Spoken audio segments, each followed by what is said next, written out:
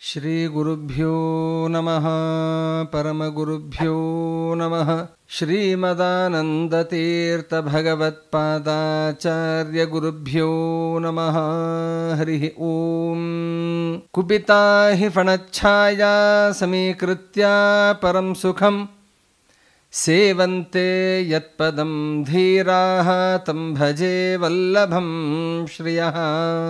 ಮಹಾವ್ಯಾಕರಣಾಂಬೋಧಿಮಂಥಮಾನಸಮಂದರಂ ಕವಯಂತಂ ರಾಮಕೀರ್ತ್ಯಾ ಹನುಮಂತಮುಪಾಸ್ಮಹೇ. ಯಸ್ಯ ವಾಕ್ ಕಾಮಧೇನುರ್ನಃ ಕಾಮಿತಾರ್ಥಾನ್ ಪ್ರಯಚ್ಛತಿ ಸೇವೇತಂ ಜಯಯೋಗೀಂದ್ರಂ ಕಾಮಬಾಣಚ್ಛಿದಂ ಸದಾ.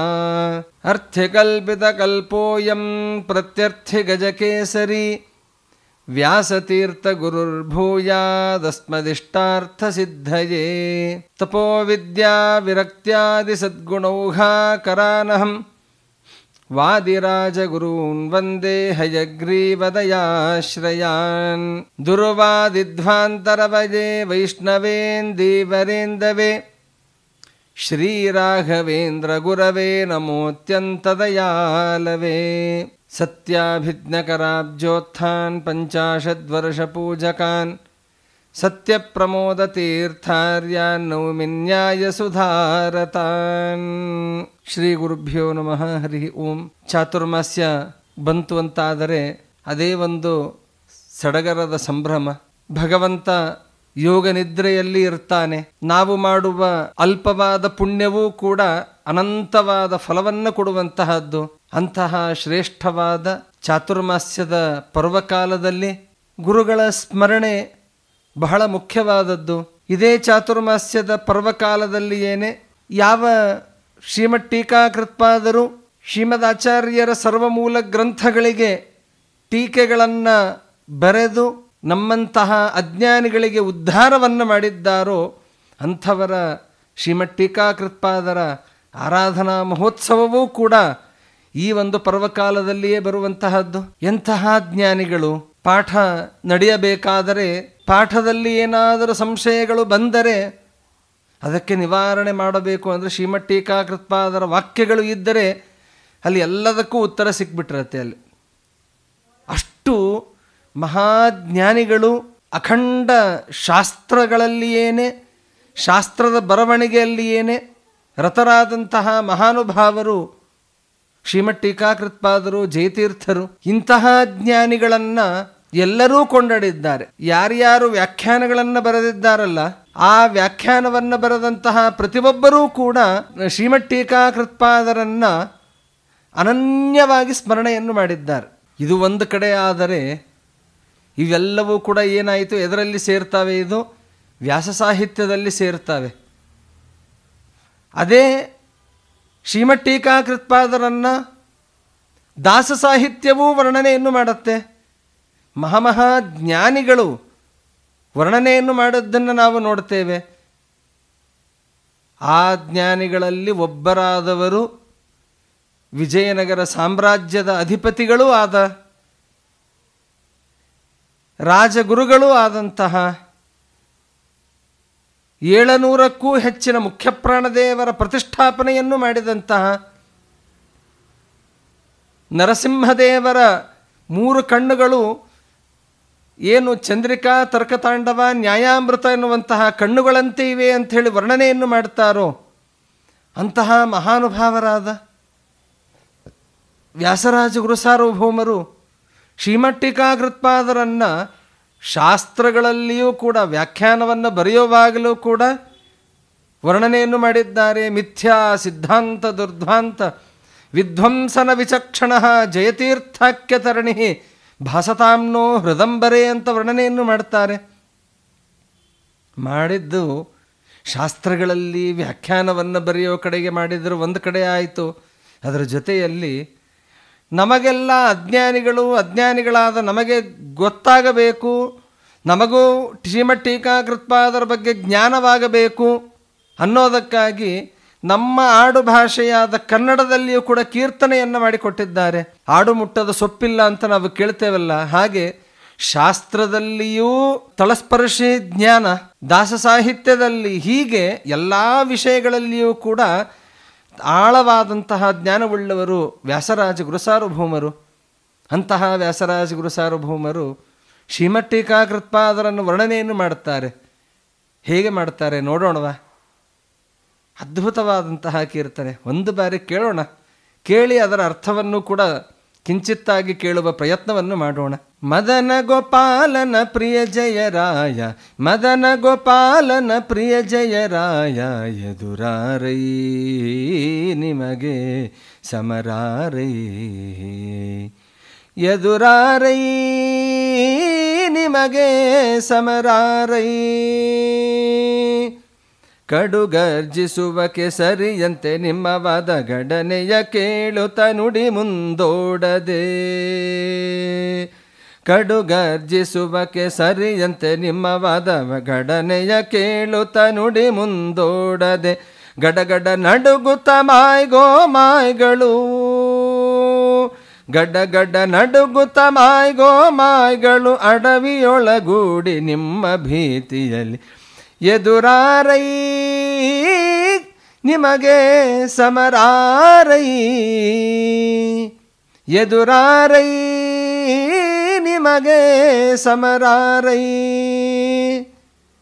ವ್ಯಾಸರಾಜರು ಶ್ರೀಮಠ್ ಟೀಕಾಕೃತ್ಪಾದರನ್ನ ವರ್ಣನೆಯನ್ನು ಮಾಡ್ತಾ, ಎದುರಾರೈ ನಿಮಗೆ ಎದುರು ಬರೋದು ಯಾರಿಂದ ಸಾಧ್ಯ? ಹೋಗಲಿ, ಎದುರು ಬರೋದಿರಲಿ ಹೋಗಲಿ, ನಿಮಗೆ ಯಾರಾದರೂ ಸಮಾನರಾದವರಿದ್ದಾರಾ ಅಂತಂದರೆ ನಿಮಗೆ ಯಾರೂ ಸಮಾನರಾದವರು ಇಲ್ಲ.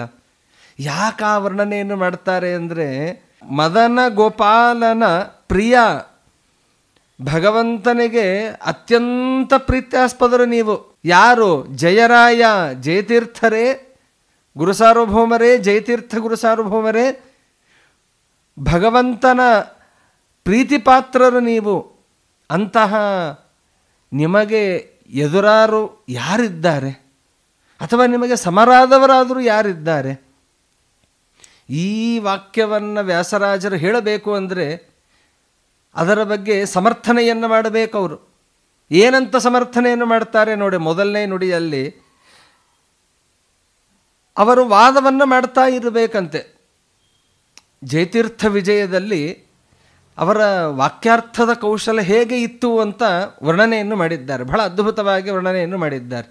ಅಂದರೆ ಯಾವ ವಾದದಲ್ಲಿ ಅವರು ಕುಳಿತರೆ, ಶ್ರೀಮದಾಚಾರ್ಯರು ವಾಕ್ಯಾರ್ಥದಲ್ಲಿ ಯಾವ ರೀತಿಯಲ್ಲಿ ಎಲ್ಲರನ್ನು ಸೋಲಿಸ್ತಾ ಇದ್ರೋ ಅವರೇ ಇನ್ನೊಮ್ಮೆ ಇಳಿದು ಬಂದಿದ್ದಾರೇನೋ ಅಂತ ಅನಿಸ್ಬೇಕು ಅಂತೆ. ಶ್ರೀಮದಾಚಾರ್ಯರೇ ಇನ್ನೊಮ್ಮೆ ಇಳಿದು ಬಂದಿದ್ದಾರೇನೋ ಅನ್ನುವ ರೀತಿಯಲ್ಲಿ ಅವರ ವಾಕ್ಯಾರ್ಥದ ಶೈಲಿಯಂತೆ. ಗಡ್ಡ ನಡುಗುತ್ತ ಮಾಯ್ಗೋ ಮಾಯಿಗಳು ಅಂತೆ, ಅಡಗಿ ಹೋಗಿ ಕುಳಿತಾ ಇದ್ರಂತೆ. ಅವರ ಮುಂದೆ ವಾಕ್ಯಾರ್ಥವನ್ನು ಮಾಡೋದಕ್ಕೆ ಸಾಧ್ಯ ಇಲ್ಲದೆ ಶ್ರೀಮದ್ ಆಚಾರ್ಯರ ಚರಿತ್ರೆಯಾದಂತಹ ಸುಮಧ್ವ ವಿಜಯದಲ್ಲಿಯೂ ಕೂಡ ನಿಶಾ ಪಲಾಯನಾಥ್ ಅಂತ ಶಬ್ದ ಪ್ರಯೋಗವನ್ನೇ ಮಾಡ್ತಾರೆ. ಅಂದರೆ ಹೀಗೆ ನಾವು ಬರ್ತೇವೆ, ಹೋಗಿ ಬರ್ತೇವೆ, ನಮಗೆ ಒಂದು ಸ್ವಲ್ಪ ಕೆಲಸ ಇದೆ, ಮತ್ತೆ ನಾಳೆ ಮಾಡೋಣ ಅಂತ ಹೇಳಿ, ವಾಕ್ಯಾರ್ಥವನ್ನು ನಾಳೆ ಮಾಡೋಣ ಅಂತ ಹೇಳಿ ರಾತ್ರಿ ಪಲಾಯನವನ್ನು ಮಾಡಿ ಹೋಗಿಬಿಡ್ತಾರಂತೆ. ಬರೋದೇ ಇಲ್ಲ ಅಂತ ಶ್ರೀಮದ್ ಆಚಾರ್ಯರ ಬಳಿಯಲ್ಲಿ. ಯಾಕೆ ಅಂದರೆ ಅವರ ಮುಂದೆ ವಾಕ್ಯಾರ್ಥವನ್ನು ಮಾಡಿದರೆ ನಾವು ಸೋಲ್ತೇವೆ ಅನ್ನೋದು ನಿಶ್ಚಿತವಾಗಿ ಬಿಟ್ಟಿತ್ತು ಅಂತೆ. ಹಾಗೆ ಅವರು ಯಾವ ಶ್ರೀಮಠ್ ಟೀಕಾಕೃತ್ಪಾದರು ಕಡುಗರ್ಜಿಸುವಕ್ಕೆ ಸರಿಯಂತೆ ನಿಮ್ಮ ವಾದ, ಅಂದರೆ ಅವರು ವಾದವನ್ನು ಮಾಡ್ತಾ ಇದ್ದರೆ ಗಡನೆಯ ಕೇಳುತ್ತ ನುಡಿ ಮುಂದೋಡದೆ ಅಂತೆ. ನೋಡಿ ಹೇಗೆ ಒಬ್ಬರನ್ನು ವರ್ಣನೆಯನ್ನು ಮಾಡಬೇಕು ಅಂತಾದರೆ, ಒಬ್ಬ ದೊಡ್ಡವರನ್ನು ಹಿರಿಯರನ್ನು ವರ್ಣನೆಯನ್ನು ಮಾಡಬೇಕು ಅಂತಾದರೆ ಮನಸ್ಸು ಬಿಚ್ಚಿ ವರ್ಣನೆಯನ್ನು ಮಾಡಬೇಕ್ರೆ. ನಾವು ಮನಸ್ಸಿನಲ್ಲಿ ಏನೇ ಇಟ್ಟುಕೊಂಡು ಆಡುವ ಮಾತುಗಳು ಏನನ್ನೋ ಆಡಿ ಮುಗಿಸಿಬಿಡ್ತೇವೆ ನಾವು. ಅದಲ್ಲ, ಆಡುವ ಮಾತು ಬಾಯಿಯಿಂದ ಮುಕ್ತವಾದಂತಹ ಕಂಠದಿಂದ ವರ್ಣನೆಯನ್ನು ಮಾಡಬೇಕು. ಅದನ್ನು ಯಾವ ವ್ಯಾಸರಾಜ ಗುರುಸಾರ್ವಭೌಮರು ಮಾಡ್ತಾರೆ. ಅವರನ್ನು ನೋಡಿದಾಗ, ಶ್ರೀಮಠ್ ಟೀಕಾಕೃತ್ಪಾದರನ್ನು ನೋಡಿದಾಗ ವಾದಿಗಳಿಗೆ ಏನು ಅನ್ನಿಸ್ತಾ ಇತ್ತು? ಗಡ ನಡುಗುತ್ತಾ ಮಾಯಿಗೋ ಮಾಯಿಗಳು, ಎಲ್ಲ ಮಾಯಿಗಳು ಕೂಡ ನಡುಗುತ್ತಾ ಹೋಗ್ತಾ ಇದ್ರಂತೆ ಮತ್ತು ಅಡವಿಯೊಳಗೆ ಹೋಗಿ ಕುಳಿತಿದ್ರಂತೆ. ಯಾವುದಕ್ಕಾಗಿ? ಎಲ್ಲಿ ಶ್ರೀಮಠ್ ಟೀಕಾಕೃತ್ಪಾದರು ನಮ್ಮನ್ನು ಹುಡುಕಿಕೊಂಡು ಬಂದು ನಮ್ಮನ್ನು ವಾದದಲ್ಲಿ ಸೋಲಿಸ್ತಾರೋ ಎನ್ನುವಂತಹ ಭಯದಿಂದ, ಭೀತಿಯಿಂದ ಅವರು ಓಡಿ ಹೋಗ್ತಾ ಇದ್ರಂತೆ, ಕಾಡಿನಲ್ಲಿ ಅಡಗಿ ಕುಳಿತಾ ಇದ್ರಂತೆ. ಇದು ವಾಕ್ಯಾರ್ಥದ ಶೈಲಿ ಶ್ರೀಮದ್ ಟೀಕಾಕೃತ್ಪಾದರದ್ದು ಅಂತ ವ್ಯಾಸರಾಜಗುರು ಸಾರ್ವಭೌಮರು ವರ್ಣನೆಯನ್ನು ಮಾಡ್ತಾರೆ.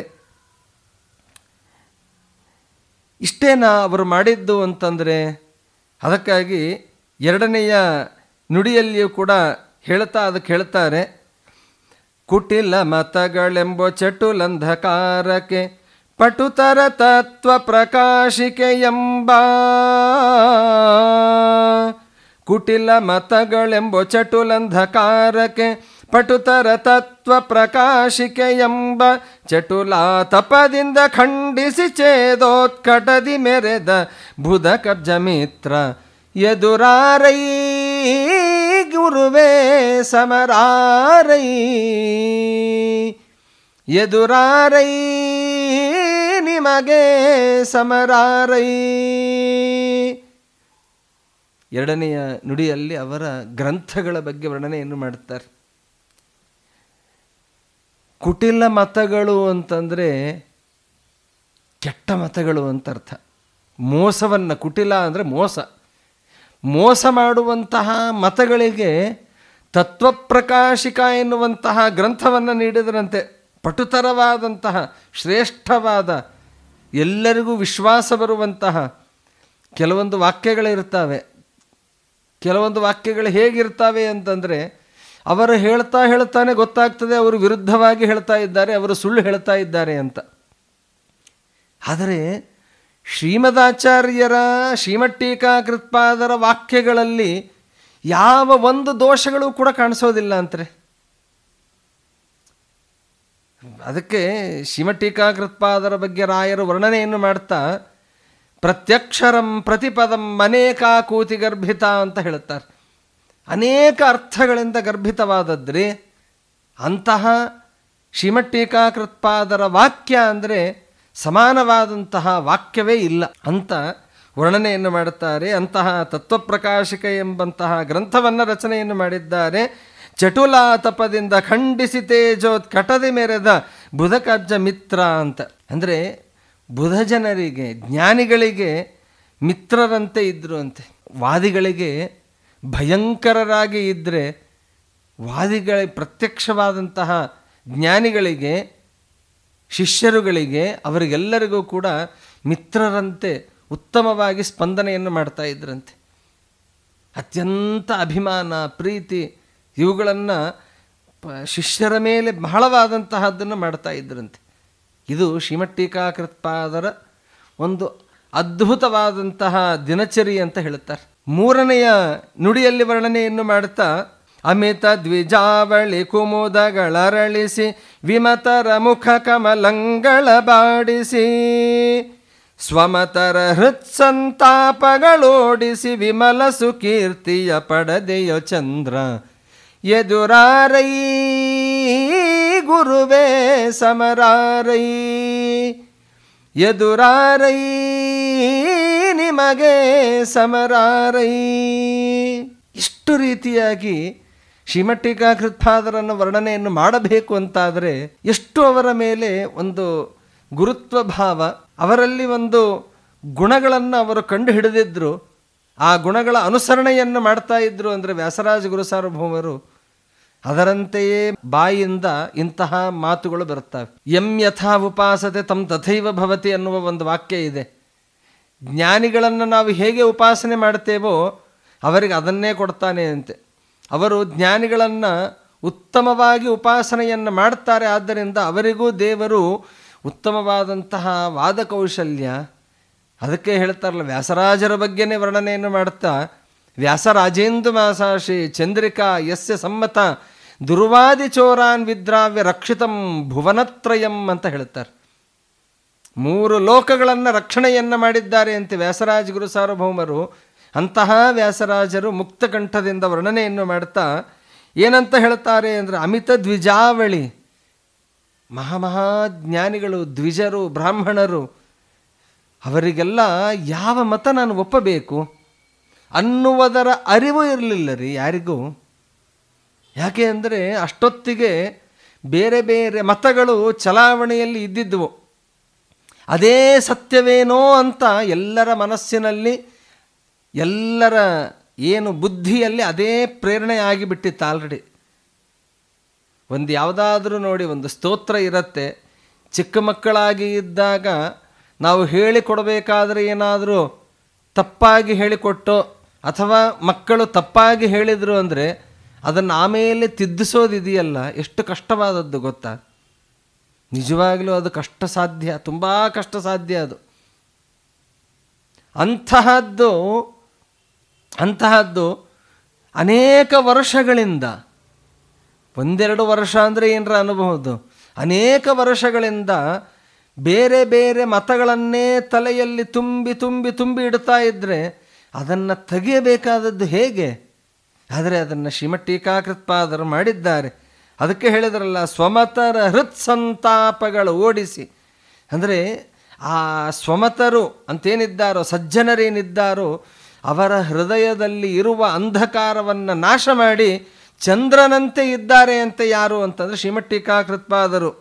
ಪಡೆದೆಯೋ ಸುಕೀರ್ತಿಯ ಪಡೆದೆಯೋ ಚಂದ್ರ, ಒಳ್ಳೆಯ ಸುಕೀರ್ತಿಯನ್ನು ಪಡೆದಿದ್ದೀರಾ ಶ್ರೀಮಠ್ ಟೀಕಾಕೃತ್ಪಾದರೆ, ಚಂದ್ರನಿಗೆ ಸದೃಶರಾಗಿ ಇದ್ದೀರಿ ನೀವು ಅಂತ ಹೇಳಿ ಅವರ ಬಗ್ಗೆ ವರ್ಣನೆಯನ್ನು ಮಾಡುತ್ತಾರೆ.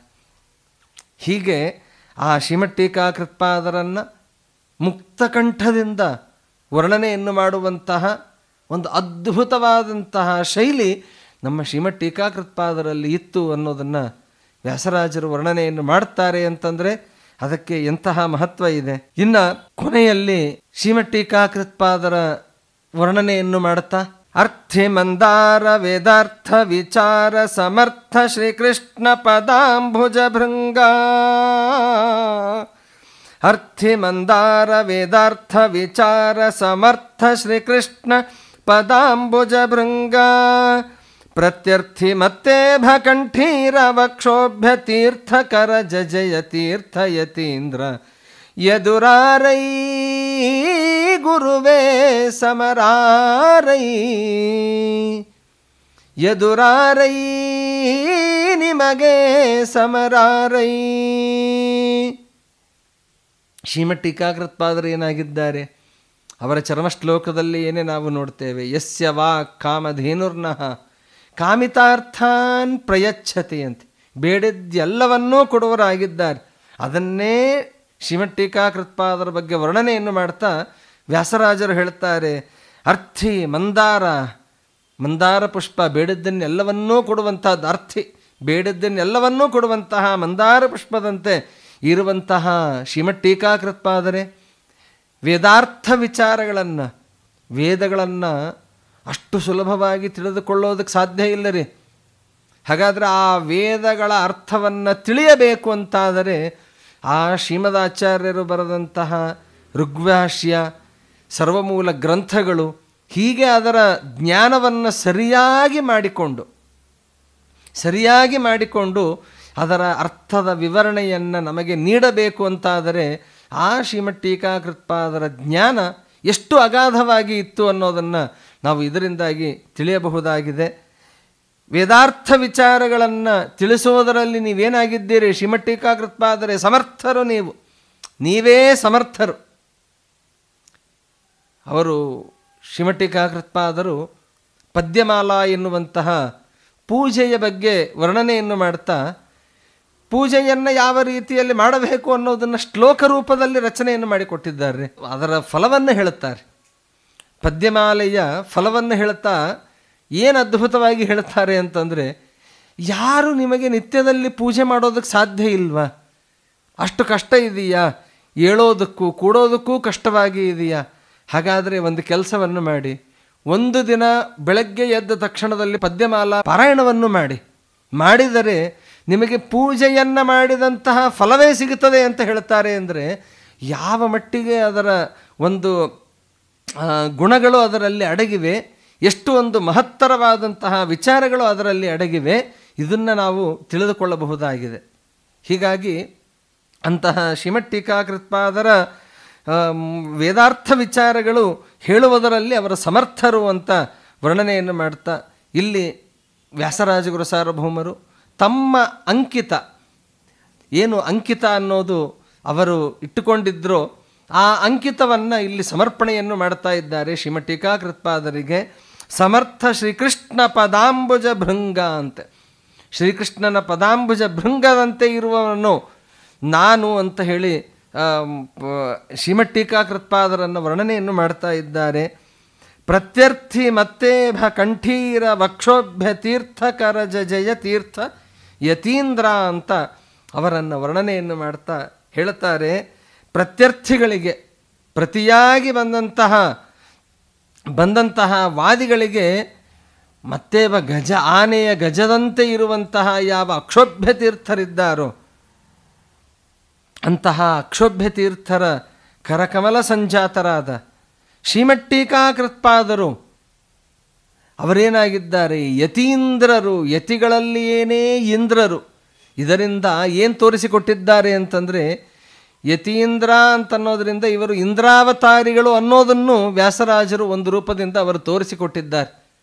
ಹೀಗಾಗಿ ಆ ಯತಿಗಳಲ್ಲಿಯೇನೆ ಶ್ರೇಷ್ಠರಾದವರು ಸರ್ವಮೂಲ ಗ್ರಂಥಗಳನ್ನು ರಚನೆಯನ್ನು ಮಾಡಿಕೊಟ್ಟು ಆ ಸರ್ವಮೂಲ ಗ್ರಂಥಗಳಿಗೆ ಟೀಕೆಗಳನ್ನು ರಚನೆಯನ್ನು ಮಾಡಿಕೊಟ್ಟಂತಹ ಯಾವ ಶ್ರೀಮಠ್ ಟೀಕಾಕೃತ್ಪಾದರು, ಶ್ರೀಮದ್ ಜಯತೀರ್ಥರು ಅವರು ಗುರುಗಳು, ಅಂತಹ ಮಹಾಜ್ಞಾನಿಗಳು.